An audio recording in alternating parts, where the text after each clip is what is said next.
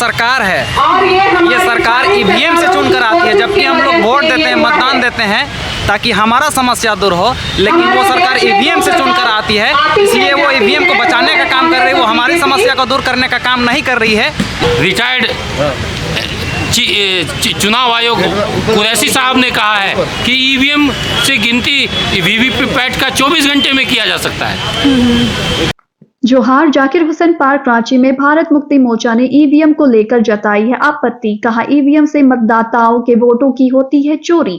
EVM के इस्तेमाल को लेकर मतदाता क्यों है परेशान, देखे पूरी रिपोर्ट। गठबंधन बनी मैम, ये जो वोट चोरी के आरोप अब आम जनता भी लगा रही है सरकार, केंद्र सरकार के ऊपर, इसमें क्या सच्चाई है, कितनी सच्चाई है? भारत की सारी जनता आरोप नहीं लगा रहे हैं ईवीएम पे और चुनाव आयोग पे। ये प्रूफ्ड है, 100% प्रूफ्ड है कि ईवीएम से वोट की चोरी होती है और गड़बड़ी होती है और करवाया जा सकता है, क्योंकि बहुत सारे ऐसे जगह हैं जहां मान लिया कि 1 लाख वोट पड़ा तो वहां से 1.25 लाख गिनती में निकलता है।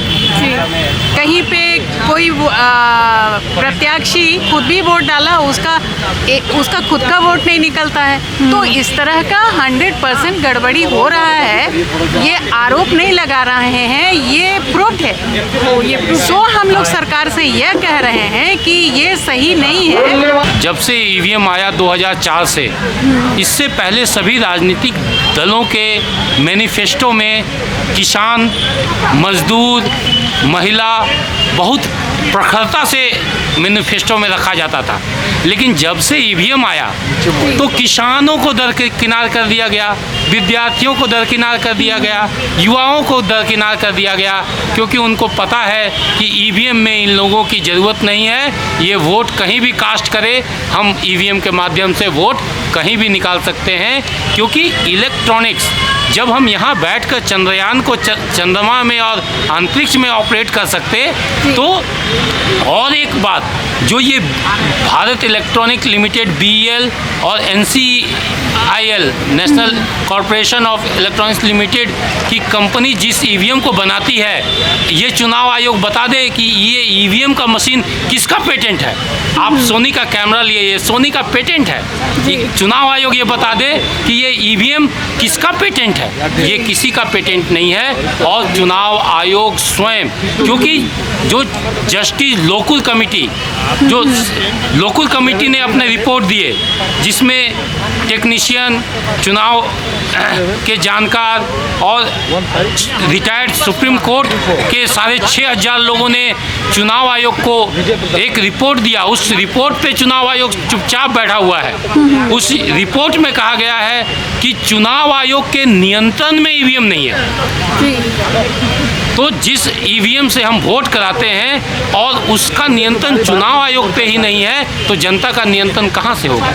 इसलिए जनमत की चोरी लोकतंत्र में प्रतिनिधित्व की चोरी है, और लोकतंत्र में प्रतिनिधित्व प्राण तत्व है। इसलिए प्रतिनिधित्व को जो भी कोई खत्म करेगा, उसको इस देश की जनता बर्दाश्त नहीं करेगी।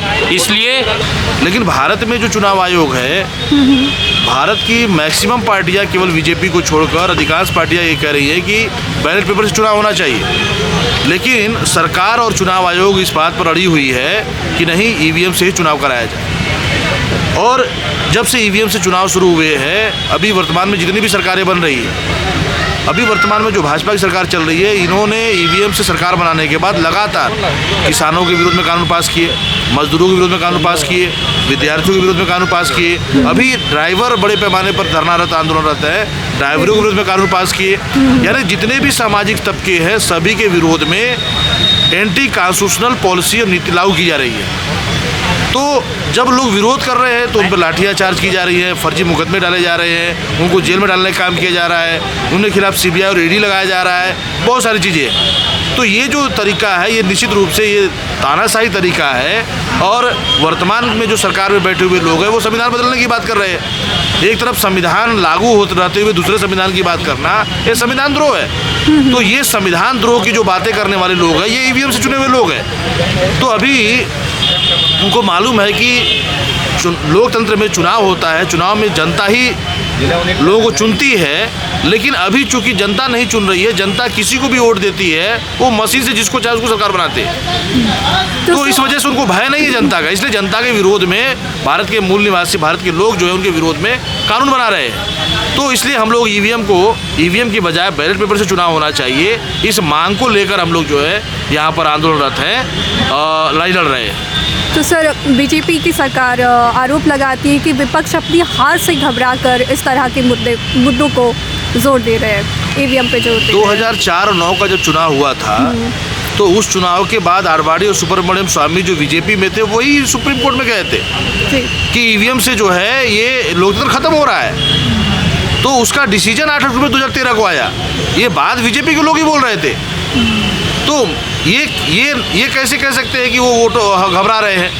क्योंकि देश में बीजेपी का जनमत है नहीं, पूरे देश में लोग उनके विरोध में है। उनको मालूम है कि अगर बैलेट पेपर से चुनाव हुआ तो उनकी सरकारें बन नहीं सकती, इसलिए अब वो बैलेट से चुनाव कराने के लिए घबरा रहे हैं। इसलिए संविधान के विरोध में जाकर वो ईवीएम से ही चुनाव कराने के भी लड़े हुए हैं, जबकि पूरा देश का राजनीतिक पार्टियां, देश का जनता सभी विरोध में है। यहाँ तक कि जनता ने अभी जो वोटर है वो ईवीएम मशीन को तोड़ने की भी घटनाएं आई है। उन्होंने घुसकर ईवीएम मशीन को तोड़ा क्योंकि उनको विश्वास नहीं है और भारत के संविधान का उल्लंघन हो रहा है। तो भारत के संविधान को बचाने के लिए लोग ईवीएम को तोड़ रहे हैं। ऐसी घटनाएं भी देश में घटित हुई है, फिर भी चुनाव आयोग मानने को तैयार नहीं है। तो ये सीधे तरीके से ये ईवीएम के द्वारा चुनाव आयोग खुद पार्टी बनकर देश में तानाशाही सरकार बनाने की दिशा में आगे काम कर रहे हैं। इसलिए हम लोग देश के लोकतंत्र और संविधान को बचाने के लिए इस देश में हम लोग ईवीएम की बजाय बैलेट पेपर से चुनाव होना चाहिए, इसकी राय लड़ रहे हैं। और अगर चुनाव आयोग इसको नहीं मानेगा तो इस देश के अंदर ईवीएम को हटाने के लिए हम लोग जन आंदोलन करने के लिए भी बात होगी। क्या साल 2024 के चुनाव में ईवीएम मशीन की जगह बैलेट पेपर को लाया जाएगा? कमेंट बॉक्स पर अपनी राय जरूर दें और मेरे चैनल को लाइक और सब्सक्राइब करना ना भूलें। Camera person reporter Ehtesham Praveen के साथ, धन्यवाद।